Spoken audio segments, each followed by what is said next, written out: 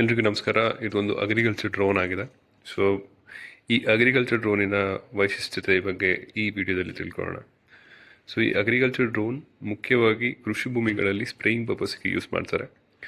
ಇದಕ್ಕೆ ಬೇಕಾಗಿರೋ ಒಂದು ಟ್ಯಾಂಕ್ ಇರುತ್ತೆ. ಸೊ ಈ ಟ್ಯಾಂಕ್ ಆಲ್ಮೋಸ್ಟ್ 10 ಲೀಟರ್ಸ್ ಟ್ಯಾಂಕ್ ಆಗಿದೆ. ಸೊ ಇದೇ ರೀತಿ ಆಲ್ಮೋಸ್ಟ್ 20 ಲೀಟರ್ಸ್ 30 ಲೀಟರ್ಸ್ ಟ್ಯಾಂಕ್ಗಳು ಬರುತ್ತೆ. ಸೊ ಇದೊಂದು ಕಂಪ್ನಿಯಿಂದ ಪರ್ಚೇಸ್ ಆಗಿರೋದು. So has you can see that agri bot ಅಂತ ಬರೆದಿದೆ. ಸೊ ಇದರಲ್ಲಿ ಈ ಟ್ಯಾಂಕ್ ಪಂಪ್ ಆಗೋದು ಇಲ್ಲಿಂದ ಇದಕ್ಕೊಂದು ಮೋಟರ್ ಇರುತ್ತೆ. ಆ ಮೋಟರ್ ಮುಖಾಂತರ ಈ ನೀರು ಹೋಗಿ ಇದರಿಂದ ಸ್ಪ್ರೇ ಆಗುತ್ತೆ. ಸೊ ನೋಸಲ್ಸಿಂದ ಸ್ಪ್ರೇ ಆಗುತ್ತೆ. ಸೊ ಇದೊಂದು ಕ್ವಾಡ್ ಕಾಪ್ಟರ್, ಆಲ್ಮೋಸ್ಟ್ 4+2 ವಿಂಗ್ಸ್ ಇರುತ್ತೆ, ಅಂದರೆ ಆರ್ಮ್ಸ್ ಇರುತ್ತೆ.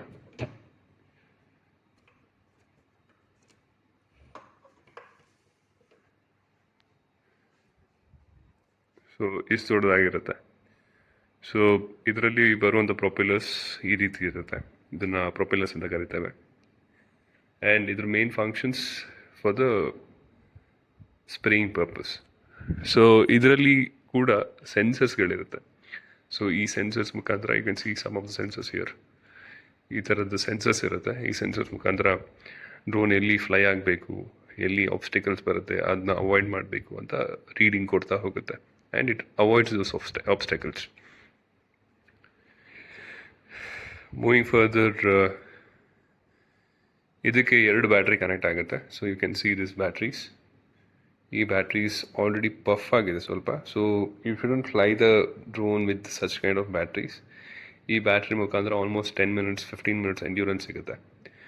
ಆ್ಯಂಡ್ ಇದು RC ಆಗಿದೆ. RC ಅಂದರೆ ರಿಮೋಟ್ ಕಂಟ್ರೋಲರ್.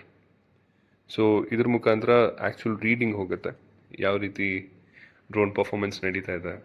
ಹಾಗೆ to be frank, in clear cut, ಡ್ರೋನಿದ ಎಂಟೈರ್ ಇಂಟೀರಿಯರ್ ಡೀಟೇಲ್ಸ್ ಇಲ್ಲಿ ಬರ್ತಾ ಇರುತ್ತೆ. ಸೊ ಎಂಟೈರ್ ರೀಡಿಂಗ್ ಇಲ್ಲಿ ಬರುತ್ತೆ. So parameters everything will be shown here. ಇದ್ರ ಮುಖಾಂತರ the entire functioning of the drone will happen. So ಇಲ್ಲಿ you have other switch. So through this switch you can on the nozzles and you can spray in the agriculture field. So ಇದೊಂದು ಬೃಹತ್ ಗಾತ್ರದ drone ಆಗಿರೋದ್ರಿಂದ ಇದಕ್ಕೆ ಬೇಕಾಗಿರೋಂಥ ದೊಡ್ಡ space ಬೇಕಾಗುತ್ತೆ to carry to one particular space. And through this spraying becomes easy. So ಸ್ಪ್ರೇಯಿಂಗಲ್ಲಿ you can see ಈ nozzles ಮುಖಾಂತರ ಒನ್ ಪರ್ಟಿಕ್ಯುಲರ್ ಡ್ರಾಪ್ಲೆಟ್ಸ್, ಎಷ್ಟು ಡ್ರಾಪ್ಲೆಟ್ಸ್ ಬಿಡಬೇಕಾಗತ್ತೆ, ಹಾಗೆ ಕೃಷಿ ಭೂಮಿಗಳಲ್ಲಿ ಫಾರ್ಮರ್ಸಿಗೆ ಅಫೆಕ್ಟ್ ಆಗಿದ್ದಂತೆ ಹೇಗೆ ಇದನ್ನು ಯೂಟಿಲೈಸ್ ಮಾಡ್ಬೋದು ಅಂತ ಕರೆಕ್ಟಾಗಿ ಗೊತ್ತಾಗುತ್ತೆ. ಆ್ಯಂಡ್ ನೀವು ಯಾವುದಾದ್ರು ಡ್ರೋನ್ಸ್ಗಳನ್ನು ಪರ್ಚೇಸ್ ಮಾಡ್ತಿದ್ರೆ ಅಥವಾ ಡ್ರೋನ್ಸ್ಗಳನ್ನು ರೆಂಟಲ್ ಪರ್ಪಸ್ಸಿಗೆ ತೊಗೊಂಡಿದ್ರೆ, you make sure that those tankers are very comfortable, all those motors have been working well. ಹಾಗೆ ಈ ಪ್ರೊಪೆಲ್ಲರ್ಸ್ ಅಲ್ಲಿ ಯಾವುದೇ ರೀತಿಯಾದಂಥ ಸ್ಕ್ರ್ಯಾಚ್ ಅಥವಾ ಯಾವುದೋ ಕಟ್ಸ್ ಯಾವುದು ಇಲ್ದಿದ್ದಂಗೆ ನೋಡ್ಕೋಬೇಕು. So how do you do it?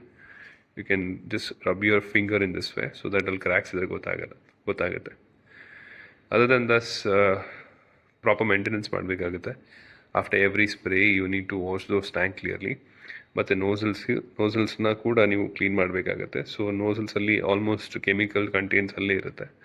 ಅದು ಬಿಟ್ಟಾಗ ಅದು ಡ್ರೈ ಆಗಿ ತುಂಬ ಹಾರ್ಡ್ ಆಗ್ತಾ ಹೋಗುತ್ತೆ. So you need to clean those particles too. And ಇದ್ರ ಮುಖಾಂತರ the drone life will be more enriched. ಅದು ತುಂಬ ಲೈಫ್ ಲಾಂಗ್ ಬರುತ್ತೆ. So if you maintain well. This was all about the agriculture drone.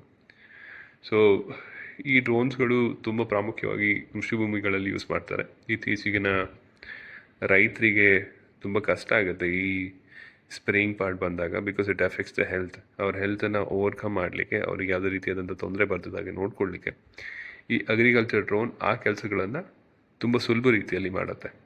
For example, ಒಬ್ಬ ವ್ಯಕ್ತಿ ಒಂದು ಭೂಮಿನ spray ಮಾಡಲಿಕ್ಕೆ ಹೋದರೆ ಆಲ್ಮೋಸ್ಟ್ ಒಂದು 10 acres ಲ್ಯಾಂಡ್ ತೊಗೊಂಡ್ರೆ, ಒನ್ acre ಲ್ಯಾಂಡ್ ತೊಗೊಂಡ್ರೆ he may take some good amount of time. But this drone can do it in couple of minutes. ಹಾಗೆ ಇದಕ್ಕೆ ಬೇಕಾಗಿರೋಂಥ cost expenses is also very low. So ಡ್ರೋನ್ಸ್ಗಳನ್ನು ಬಳಸುವಾಗ make sure they are in a safer zone. ಅವರು green ಝೋನಲ್ಲಿ fly ಮಾಡಬೇಕಾಗತ್ತೆ. ಅದೆಲ್ಲ ನೀವು ತಲೆಯಲ್ಲಿ ಇಟ್ಕೊಂಡು ಈ ಟೋನ್ಸ್ಗಳನ್ನ ಯೂಸ್ ಮಾಡಿ.